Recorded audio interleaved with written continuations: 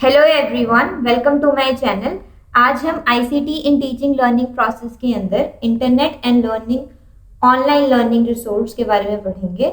इसके अंदर हमारे पास तीन चीज़ें हैं: e library, second is web 2.0 और we can say web 2.0 and third one is open education resources. तो लेट्स स्टार्ट देन।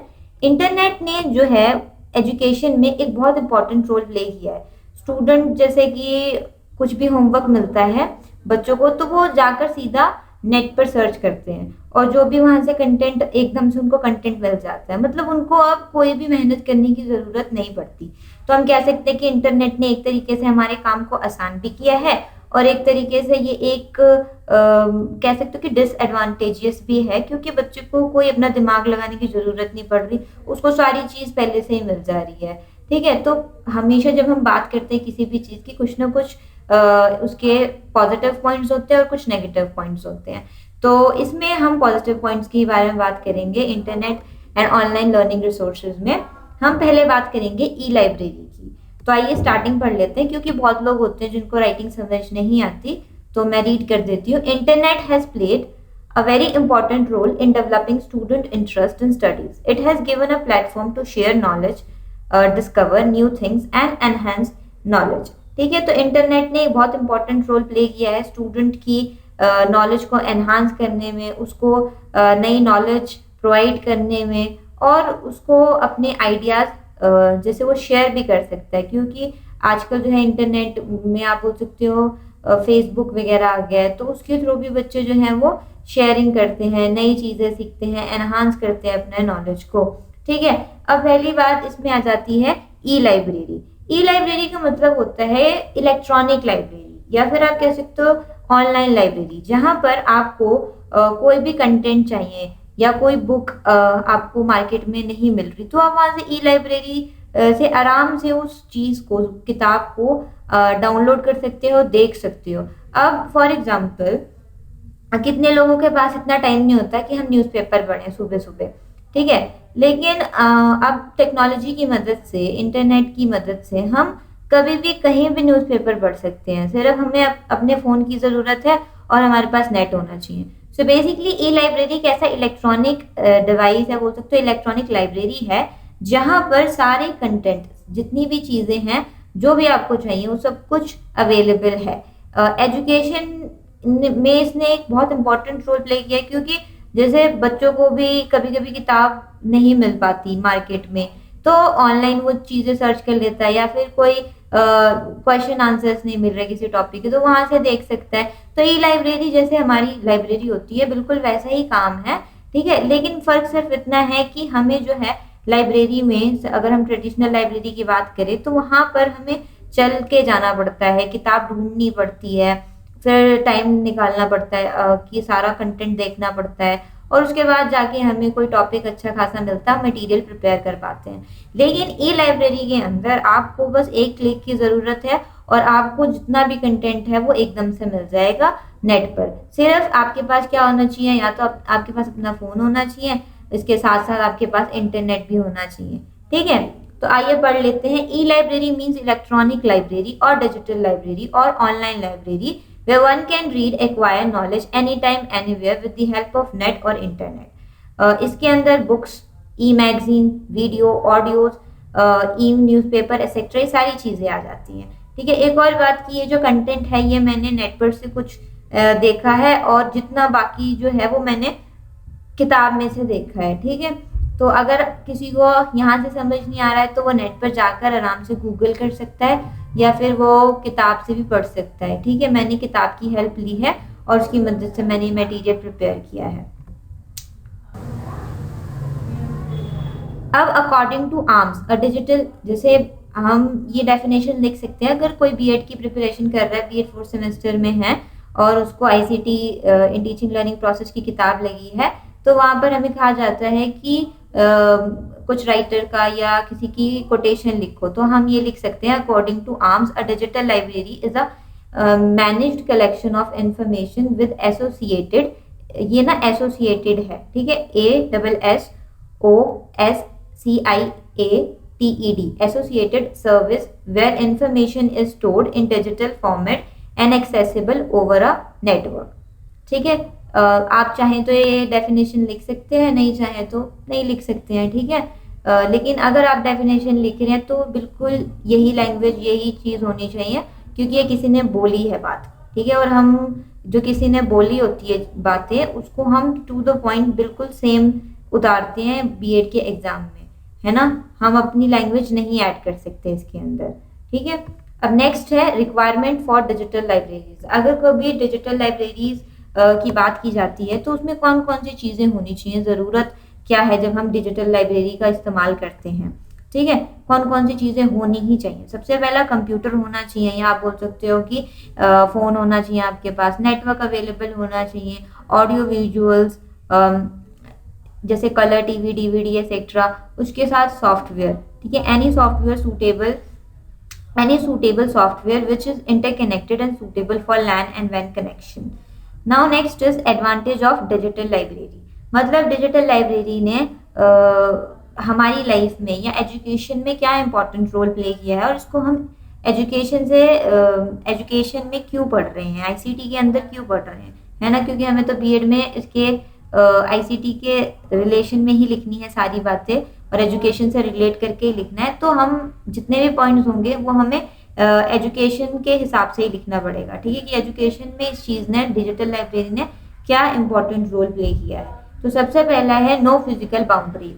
अब जैसे कि एग्जाम्पल के तौर पे समझिए आप, पहले के ज़माने में जो यूज़र्स होते हैं, या आप बोल सकते हो कि जब हमारे पास टच फ़ोन नहीं हुआ करते थे तो हमें लाइब्रेरी के अंदर जाना पड़ता था, और या फिर हम जो स्कूल्स में पढ़ते हैं तो हमें जब असाइनमेंट मिलता है या कुछ भी मिलता है, तो जब टच फ़ोन नहीं थे तो हम स्कूल की लाइब्रेरी का इस्तेमाल करते थे, अपना फ्रेंड से पूछते थे या टीचर से जाते थे। ज़्यादातर हम लाइब्रेरी का इस्तेमाल किया करते थे जहाँ पर हमें जाना पड़ता था, ठीक है। लेकिन इसके अंदर क्या है, डिजिटल लाइब्रेरी के अंदर, कि हमें सिर्फ अपने फ़ोन की आवश्यकता है और किसी चीज़ की ज़रूरत नहीं है।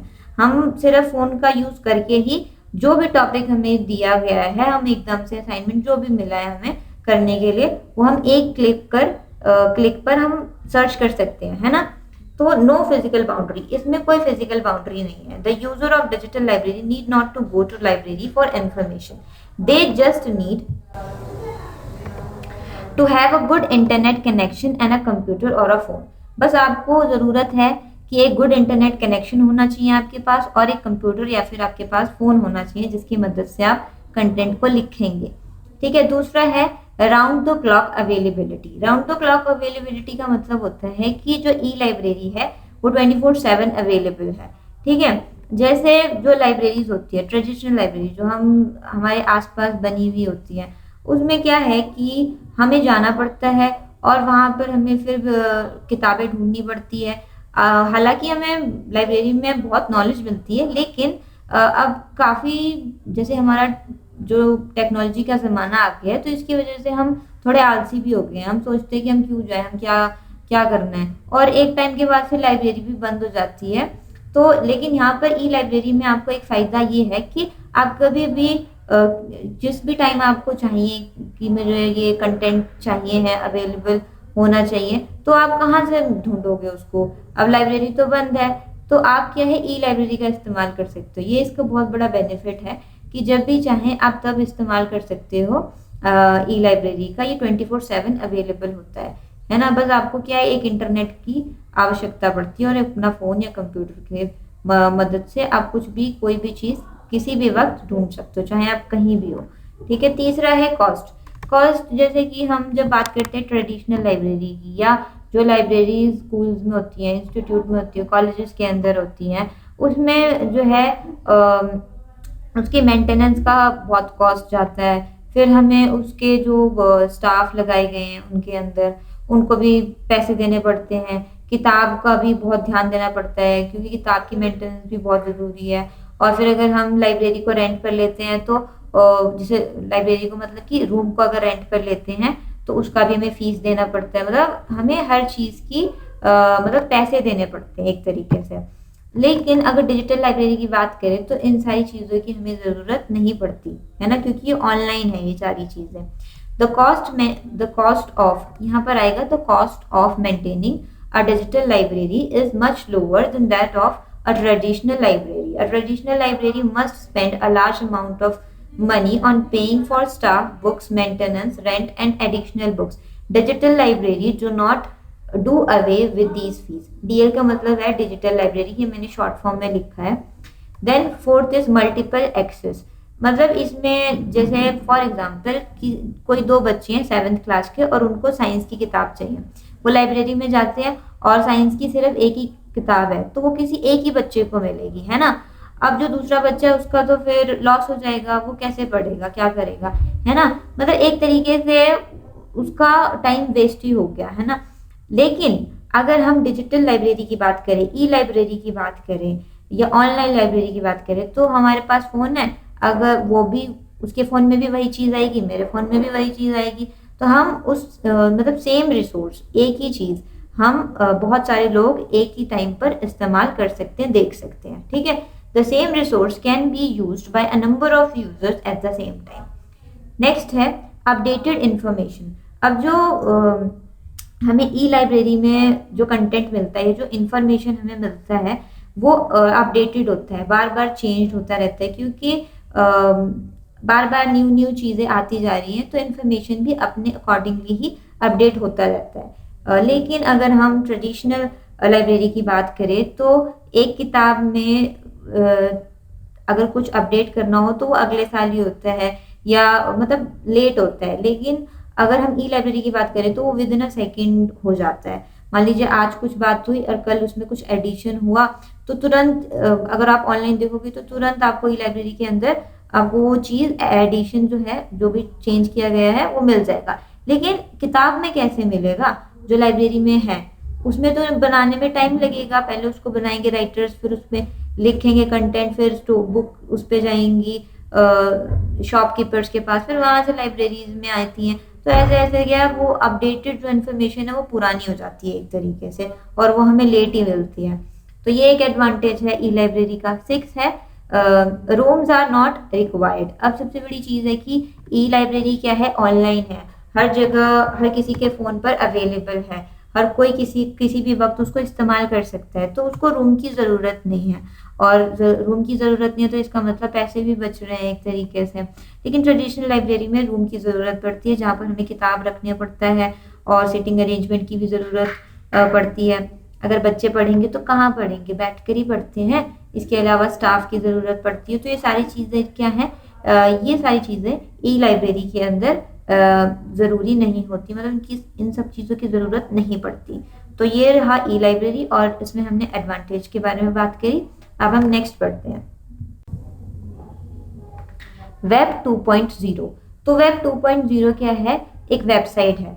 एक होता है वेब 1.0 और दूसरा है वेब 2.0।